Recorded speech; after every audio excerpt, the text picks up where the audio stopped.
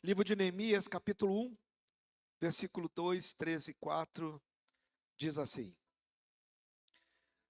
Veio Anani, um dos meus irmãos, com alguns de Judá, e lhes perguntei pelos judeus que escaparam e não foram levados para o exílio acerca de Jerusalém.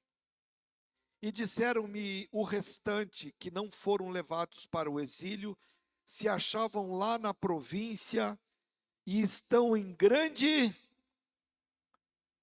e desprezo, e os muros de Jerusalém estão derribados, as suas portas queimadas. E tendo eu ouvido estas palavras, assentei-me, chorei e lamentei por alguns dias, e estive jejuando e orando perante o Deus dos céus. Fecha seus olhos. Senhor, em nome de Jesus, Pai, eu quero orar, Deus, porque eu sei que o Senhor é Deus para fazer de novo. A tua palavra diz em Hebreus que tu é o mesmo Deus de ontem, hoje e será eternamente. Da mesma forma, Deus, como o Senhor levantou, Deus, a vida de homens incríveis, Deus, na tua palavra, tu és o mesmo Deus que pode levantar nessa noite, Deus. O Senhor pode levantar vidas, pessoas, meu Deus. O Senhor pode levantar discípulos, homens apaixonados, mulheres apaixonadas, jovens cheios do teu espírito, Senhor. Fale conosco, Senhor Deus, nesta noite, no poder do nome de Jesus. E quem crê, aplaude e glorifica Jesus aí. Tome seu assento, por favor.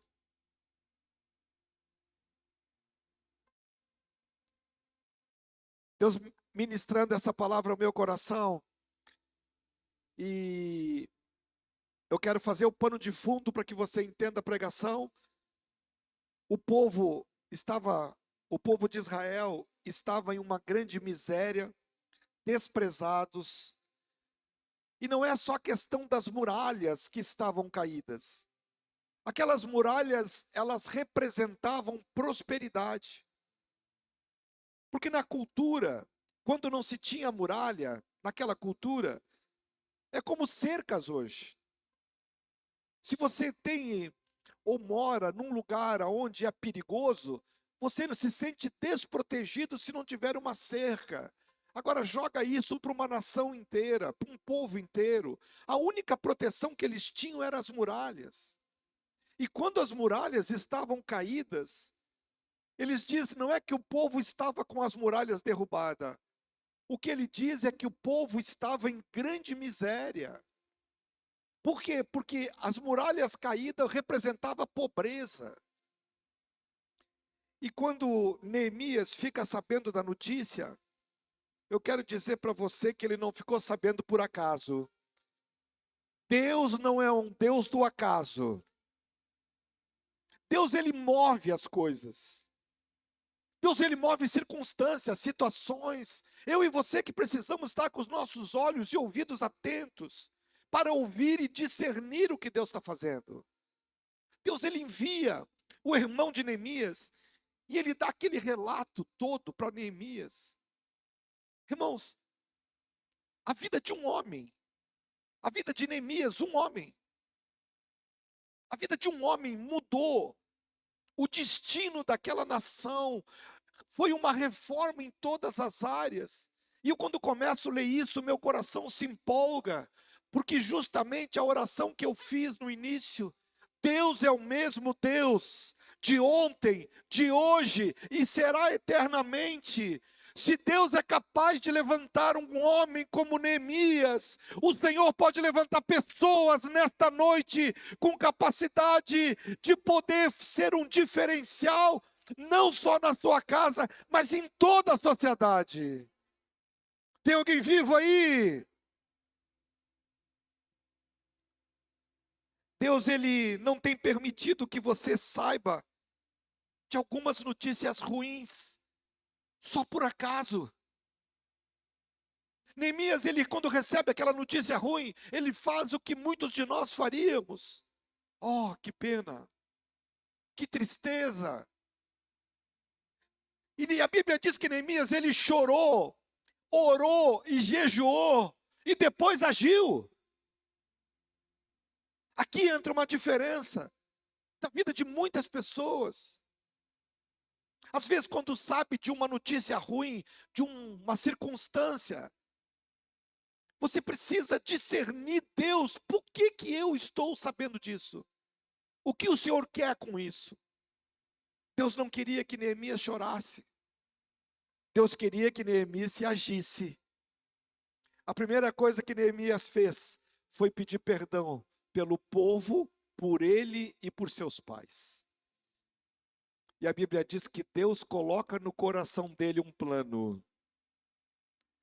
Deus coloca no coração dele um plano. Vai pegando aí. Deus, ele tem coisas e pessoas que Deus está chamando, não para você somente saber do problema, é para você agir. Pastor, tu quer que eu me meta na vida dos outros? Eu quero que tu fale deles. Diga para quem tem perto: o pastor quer que fale dos outros. Pode falar. Aleluia. Tem gente que ficou feliz. Tudo que eu queria, pastor, uma liberação. Mas eu quero que tu fale deles para Deus.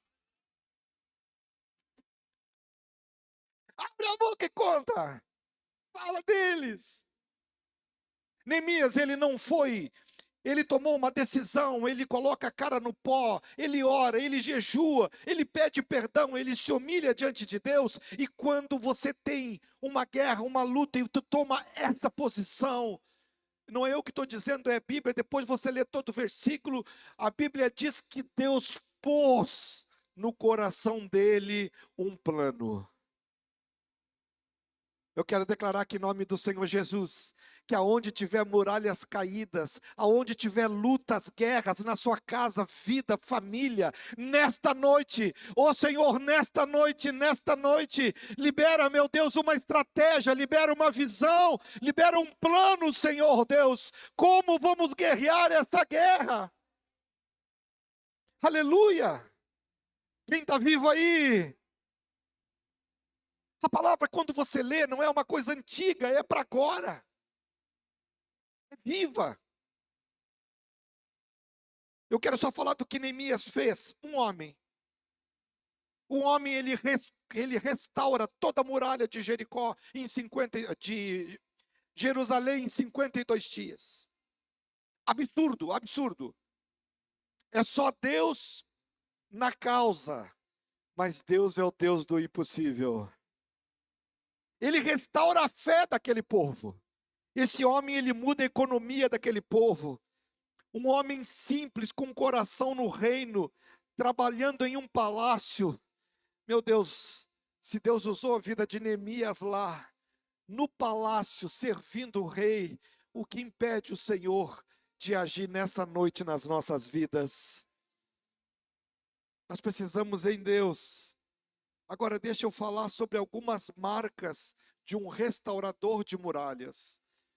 Quando nós falamos em muralhas, eu estou falando de áreas da nossa vida onde o inimigo entra.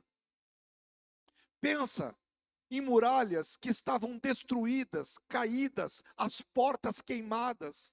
Eles não tinham proteção nenhuma. O inimigo agia na hora que queria. Quando o inimigo queria saquear a colheita, eles iam lá e saqueavam. Isso trouxe miséria, trouxe pobreza para aquele povo, dor, feridas. Qual área da sua vida está assim? Qual área da sua vida as muralhas estão caídas? Em que lugar da sua vida o inimigo tem acesso para entrar? Muralhas derrubadas são os nossos pontos fracos, nossos desafios, áreas que o inimigo tem entrado, roubado a paz, a alegria, a prosperidade. E eu quero falar uma coisa para você, irmão, não é nada de profecia maldita, é só uma leitura. Todos nós temos que vigiar, porque tem áreas da nossa vida em que o inimigo entra ou faz força para entrar. Talvez nessa noite você precisa pedir que o Senhor restaure as muralhas da sua vida, emocional, financeira, profissional, não sei qual área. Ou talvez tenha pessoas aqui que possam se colocar à disposição de Deus para restaurar a muralha da vida dos outros. Irmãos, deixa eu falar de Neemias. Você sabe que Neemias era o copeiro do rei. E eu não sei como é que tu entende essa função quando você escuta. Copeiro parece o garçom, né? O cara que serve. Não, não era essa a função. Copeiro era uma função extremamente de confiança. Como tinha muito inimigos do rei e muita gente desleal, então eles poderiam tentar matar o rei.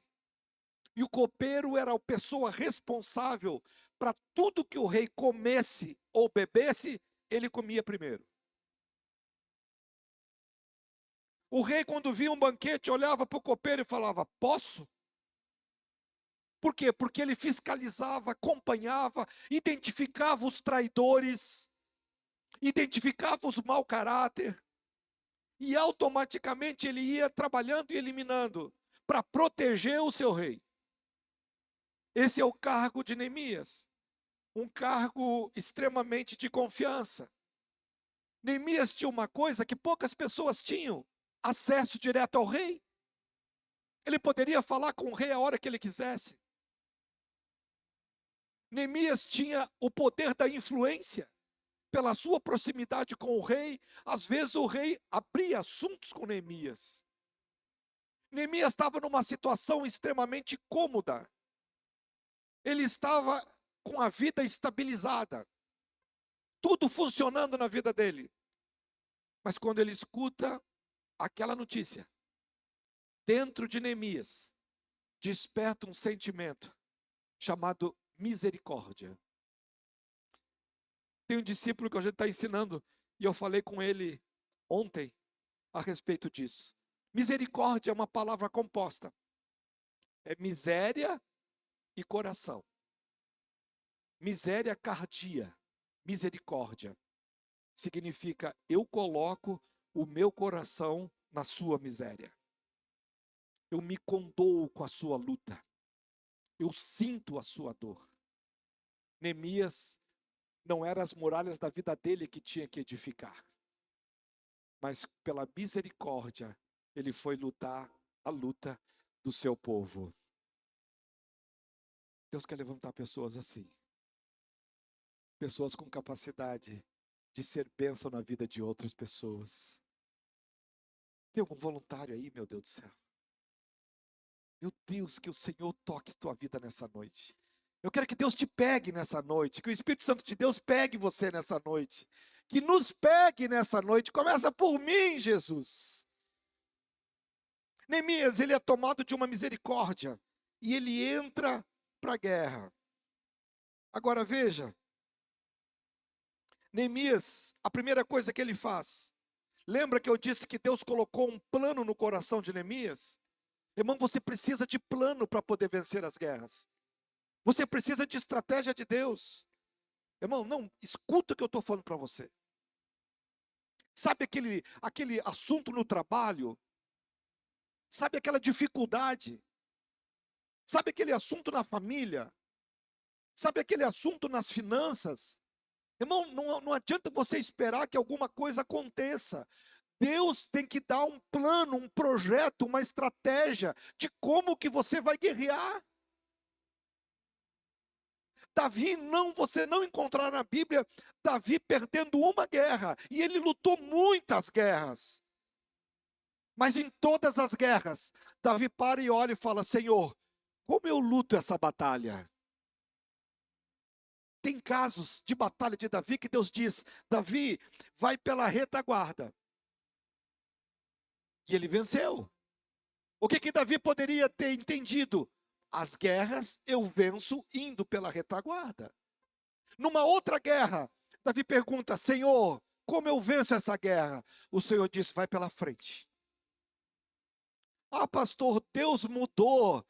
Deus muda, Deus te dá estratégia para guerras particulares, guerras que são individuais. Eu e você precisamos pedir: Senhor, me dá uma estratégia de como que eu vou lutar a minha guerra.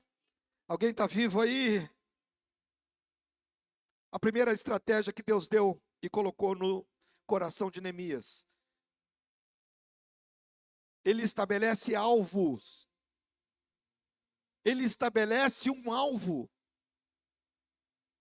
E aqui nesta noite, se você pegar a chave dessa noite, vai mudar muito o seu estilo de vida. Vai mudar os assuntos que você está se envolvendo. Vai mudar onde você está gastando a sua energia. Você vai perceber, e eu peço que o Espírito Santo abra a sua mente, o seu coração, para que você enxerga que Satanás, por muitas das vezes, tenta distrair eu e você. O livro de Neemias 2,12 diz assim: então à noite me levantei com uns poucos homens comigo, e não declarei a ninguém o que meu Deus... Coloca aí, Neemias 2,12. Ali. Então à noite me levantei com uns poucos homens comigo e não declarei a ninguém o que o meu Deus... O que que diz ali? Vamos junto? No meu? Quem é que colocou no coração de Neemias? O mesmo Deus que colocou uma estratégia no coração de Neemias para mudar a história da nação, para mudar a história do povo de Israel, é o mesmo Deus que está aqui nesta noite para dar estratégia para mim e para você. E ele diz: não foi com muita gente. Deus me pôs no coração para eu fazer em Jerusalém. Não havia comigo animal algum, senão o que eu montava. A primeira estratégia que Deus deu para Neemias: vai e olha. Ele fez a volta em toda a muralha de Jerusalém. Pastor, não entendi. Não fuja do quadro. Olha para a circunstância. Olha para o desafio. Conheça o teu desafio. Porque às vezes nós temos mania de fugir daquilo que nos afronta. Neemias, ele foi, agora, ele não levou muita gente. Por quê? Ele disse que não falou com ninguém. Por quê? Porque nem todo mundo está pronto para ajudar você na missão. Se a sua vida, se a muralha caída está na vida financeira, olhe, se aprofunde. Por que está assim? Aonde eu estou gastando? Quanto eu estou ganhando? Qual a circunstância? Aonde está vazando? Se a tua muralha caída é na família, qual área? Aonde que estoura os BOs? Aonde que estoura as guerras, as brigas? Você vai descobrir uma coisa: quase sempre é nos mesmos lugares. Pastor, uma briga lá em casa, uma situação, aonde começou? Vai ver que é nos mesmos lugares. É uma muralha que está caída daquele lugar. Alguém entende o que eu estou pregando? Deus vai dar estratégia de guerra. Neemias não compartilhou, pois ele não sabia em quem poder confiar. E Deus colocou no coração dele uma estratégia. O maior interessado em reconstruir a muralha das nossas vidas tem nome. O nome dele é Jesus Cristo de Nazaré. Ele quer para você uma vida, e uma vida em abundância. Ele quer para você uma vida, e uma vida em abundância. Ele não quer deixar ladrão nenhum roubar. Ele não quer que você tenha medo, que você viva desprotegido. Não importa a área da sua vida que o inimigo esteja entrando, envergonhando, roubando, Deus quer reconstruir. Mas você terá que ser sábio, pois Satanás, obviamente, não quer que você reconstrua. Vai fazer todo o possível para desanimar e distrair você. Deixa eu dar alguns exemplos da Bíblia. de como uma pessoa que tinha uma missão clara, o inimigo tentou entrar. E de várias formas. Jesus Cristo tinha uma missão muito clara. Ele tinha que passar pela cruz, pelo sacrifício da cruz, para pagar os meus e os teus pecados, para que eu e você pudéssemos morar com Ele na eternidade. Esse era o alvo de Jesus. Livro de Mateus 16, 22. E Pedro, chamando à parte, começou a reprová-lo, dizendo: tem pena de ti, tem compaixão de ti, Senhor. Isso de modo nenhum te acontecerá. O discípulo de Jesus começa a gerar em Jesus um sentimento de autocomiseração. Quando Jesus disse que ia ter que passar pela cruz, que era necessário que o Filho do Homem morresse, o discípulo dele fala: não, Senhor, de jeito nenhum, o Senhor não merece isso. Olha o que o diabo usa, olha a boca de Jesus. Mas Jesus, voltando-se, disse a Pedro: arreda de mim, Satanás, tu és para mim pedra de tropeço, porque não cogitas das coisas de Deus, e sim das dos homens. Às vezes, para tirar você da missão, Satanás pode até elogiar você. Ele pode levar você a se sentir: coitado, meu Deus, quanto eu tenho trabalhado, quanto esforço eu faço. Alguém entende o que eu estou falando aqui? A arma que o diabo usou não foi pecado, foi tentar de alguma forma, disfarçado de cuidado, impedir que Jesus cumprisse o seu projeto. Tem um homem na Bíblia, um profeta chamado Jonas, que tinha a missão de pregar para os ninivitas. Satanás, ele faz de tudo para que Jonas não pregue. O que ele usa no coração de Jonas? Raiva, ira, rancor. Como assim, pastor? Não, porque Jonas não queria pregar para que o povo não se arrependesse. E quando ele prega, que Deus manda ele pregar, ele cai na boca do grande peixe, é cuspido na praia e vai fazer o que Deus mandou, o que acontece? 120 mil pessoas de Nínive se arrependem. Ele não disse aleluia, Viviane. Ele foi brigar com Deus, viu Deus? Por isso que eu não queria pregar, porque eu conheço o Senhor. O Senhor não ia destruir esse povo se arrependeu. O mesmo Satanás que usa autocomiseração, faz com que Jesus tenha pena dele mesmo. Ele usa raiva no coração de Jonas. Alguém entende o que eu estou pregando aqui? Ele usa o que for necessário. O alvo dele é impedir que você cumpra a sua missão. Ele vai fazer de tudo. Ele vai usar até sentimentos. Nossa, você, meu Deus, é só você naquela igreja. Ai, tu viu, fulana não fez.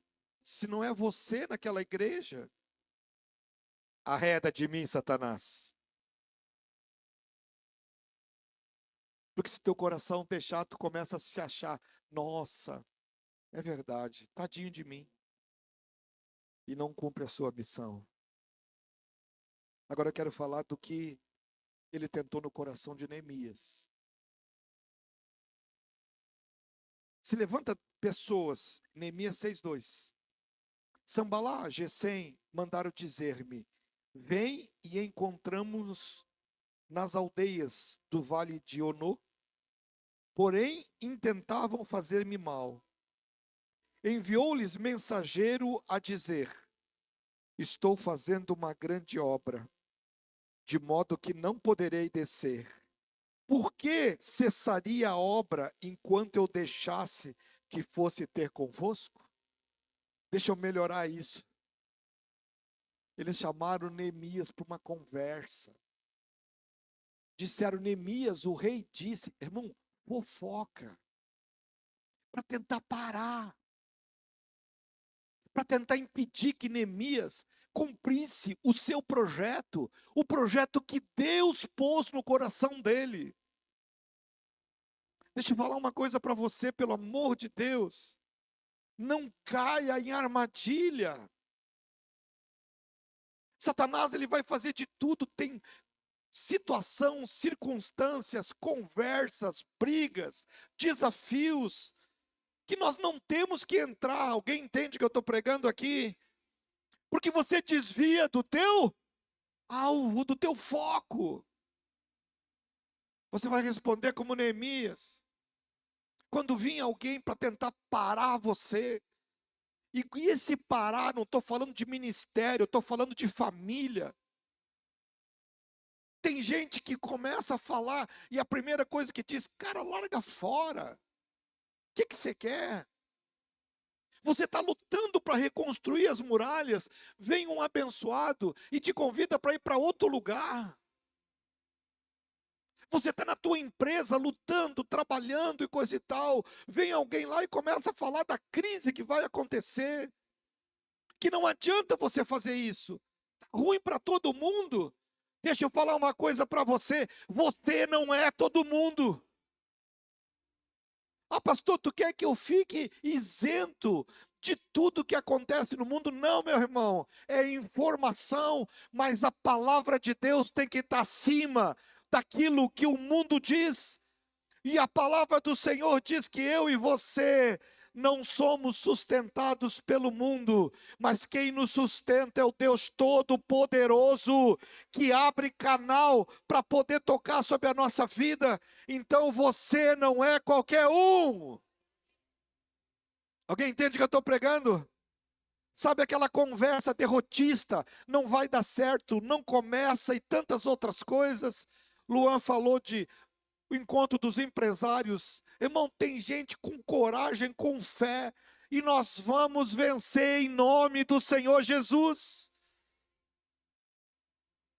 Neemias mandou um recado: eu não vou sair daqui, eu não vou dar ouvido para isso, eu não vou parar o que eu estou fazendo, porque eu sei que eu estou fazendo uma grande obra, e ninguém me tira dessa obra. Alguém entende o que eu estou falando?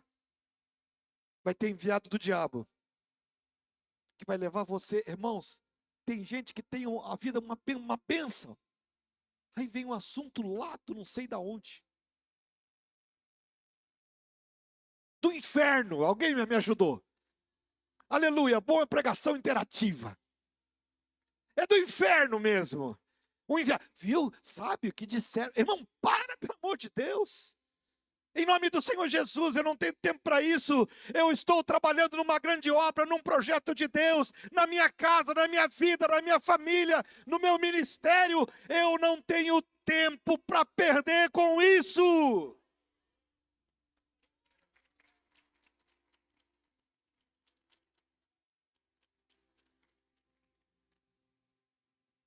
Não tem nada mais perigoso do que uma palavra. O profeta Elias, ele vence 850 profetas, 450 de Baal e 400 de Azera. Uma palavra de Jezabel levou Elias para a depressão. Cuide seu coração. Cuide o que você escuta.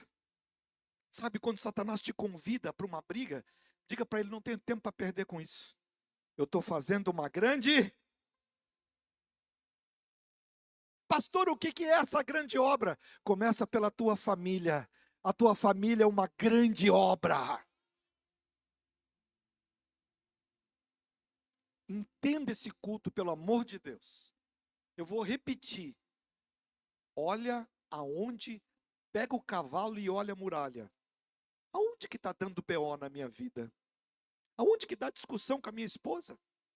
Aonde dá discussão com o meu marido? Por quê? Você vai ver que quase sempre as mesmas coisas. Aquele lugar é um lugar de muralha caída.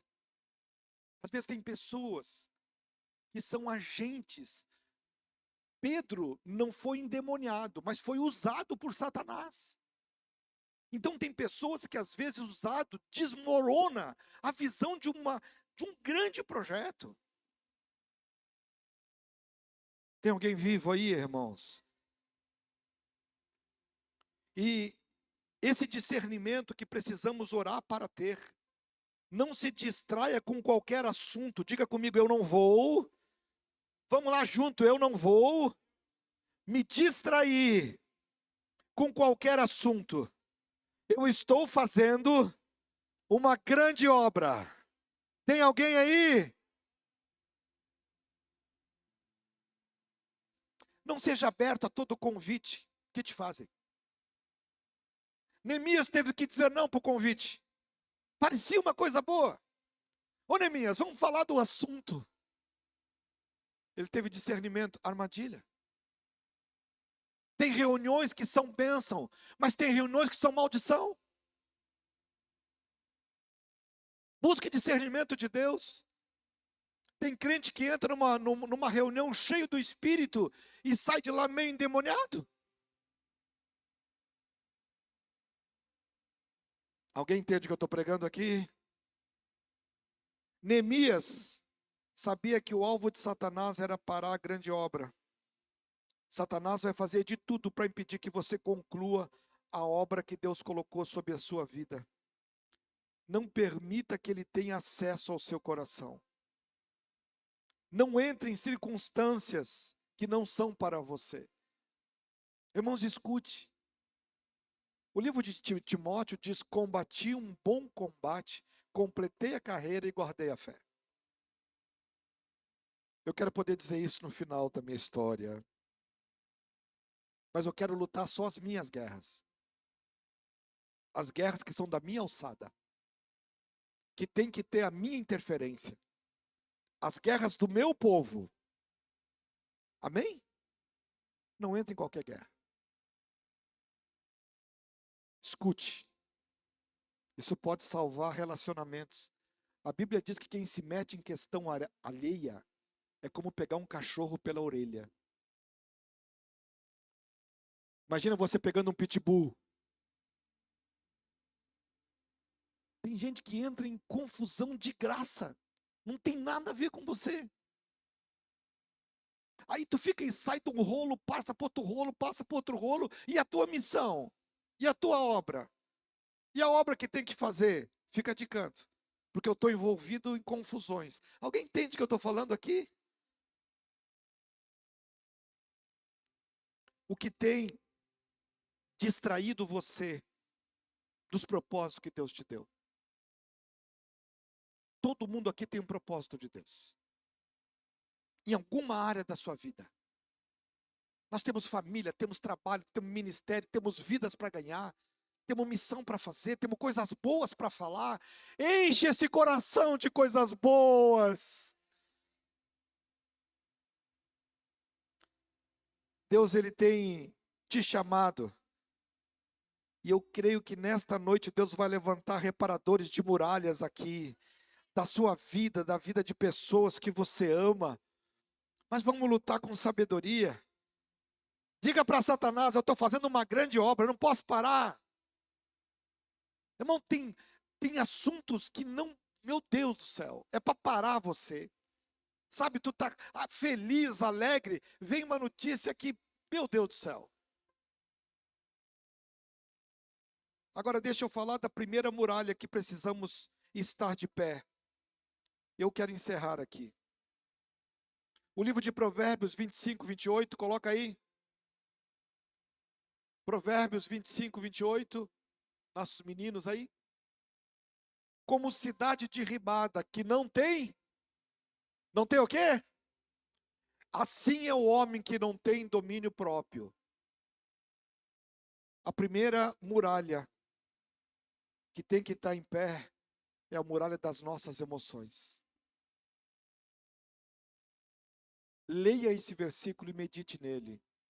Como cidade que não tem muro. Lembra da abertura do culto? Quando não tem muro, o diabo entra a hora que quer e sai a hora que quer. Entra a hora que quer e sai a hora que quer. Irmãos, domínio próprio é fruto do Espírito. Nós temos que ter um coração que consiga lidar com os problemas. Você terá dificuldade, terá desafio no trabalho, em casa, no ministério. Mas cadê o domínio próprio? A muralha da proteção. Nós precisamos do Espírito Santo. Domínio próprio é fruto do Espírito Santo. Diga comigo, domínio próprio. Vamos lá, só os vivos. Domínio próprio é fruto do Espírito Santo. Deus quer construir muralhas nessa noite. Não deixe o teu coração sem proteção. Pastor, como é que eu faço isso? Não dê voz para todo mundo. Porque disseram, quem disse? Que importância essa pessoa tem na sua vida? Qual o caráter da pessoa que disse? Qual o testemunho de vida da pessoa que falou? Isso é muralha? É proteção?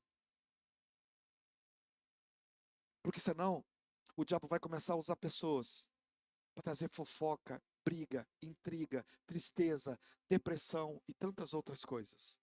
Mas eu quero orar que nessa noite o Senhor possa restaurar muralhas nesse lugar.